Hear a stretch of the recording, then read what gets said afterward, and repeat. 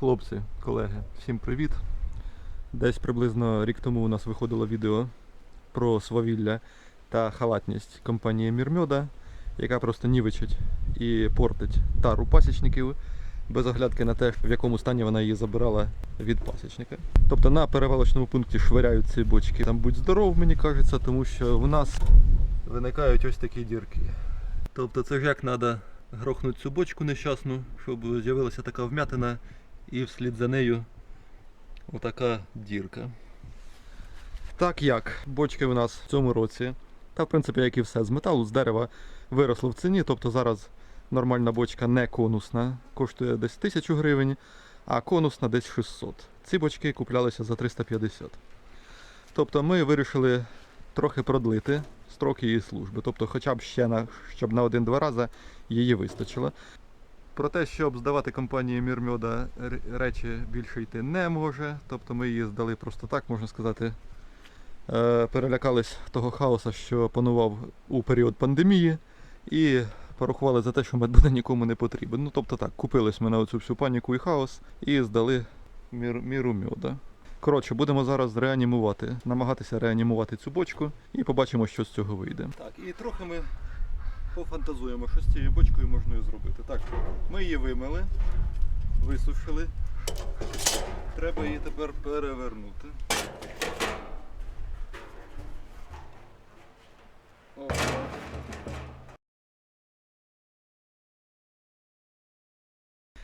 Так як ми бачимо, що ось вивалена частина стінки внутрі, ми зараз будемо намагатися її вбити назад. Тобто використовувати ніякі бруски ми не будемо, ми просто будемо використовувати молоток. Давайте спробуємо.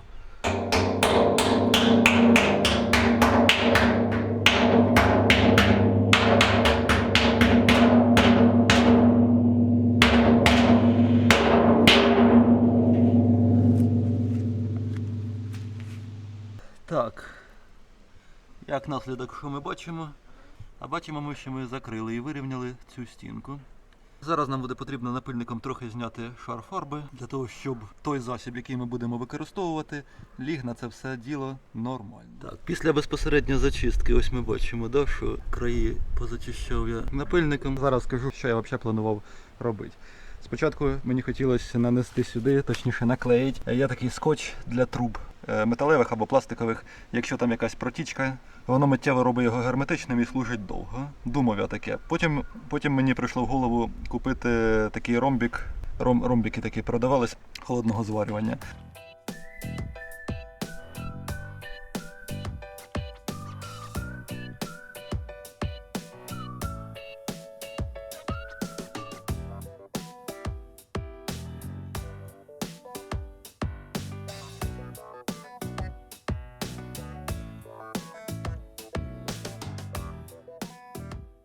Не знайшовши саме такого ромбіку, я вирішив придбати ще один вид холодної сварки.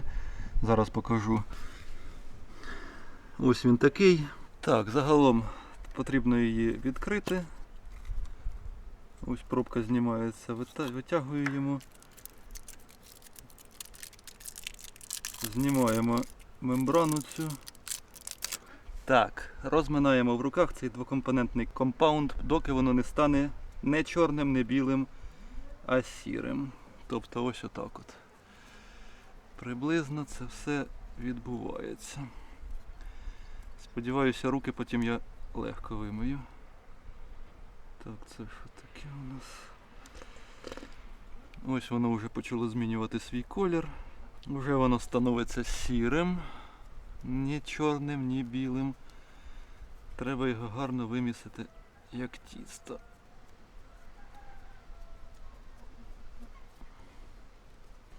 Так, все, ми його перемішали.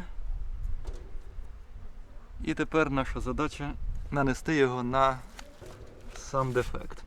Наносимо його ось сюди, воно вже починає хімічну реакцію, тобто воно гаряче.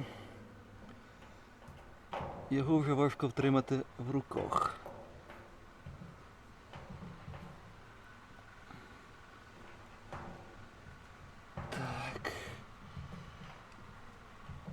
вмазуємо його ретельно в щілину. І в нас залишилась там невелика щілина. Нам треба його з тієї сторони підбити молотком.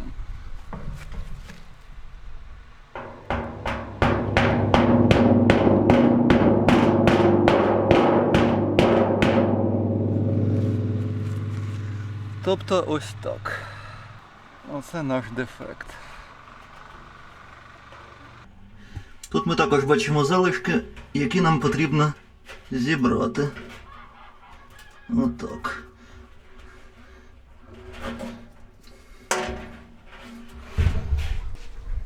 Руки після цієї гадості вимились досить добре і швидко. Отак за допомогою сучасних технологій можемо заліпити дірку у бочці. Сподіваюсь, воно прослужить довго. Його треба ще буде перевірити потім, чи пропускає воно воду, чи ні.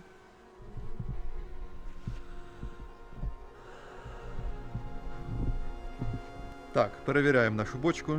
Це вона через 1 добу. Взагалі у нас сьогодні дуже хмарна погода. Прямо прийшла справжня осінь. Аж сумно. Бачите як.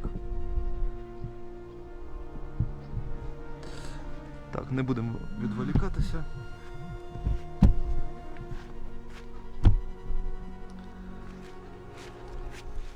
Відкриваємо кришку.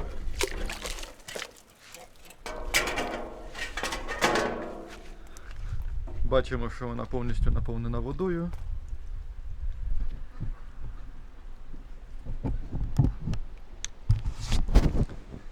І простояла вона добу, і ми бачимо, що вона зовсім не тече. Зварювання схватилось добре, і воно на вигляд як метал. Ось його навіть трохи видно там, внутрі.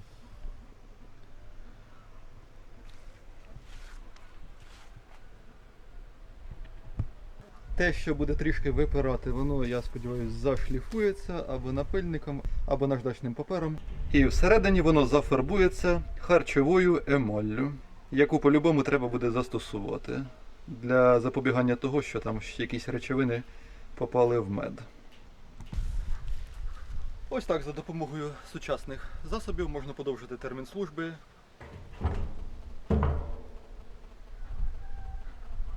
Термін служби реквізиту, який зараз подорожчав. Якщо вам сподобалося це відео, ставте йому лайк або дизлайк. А зараз я вам кажу до побачення і до зустрічі в наступних відео. Пока-пока.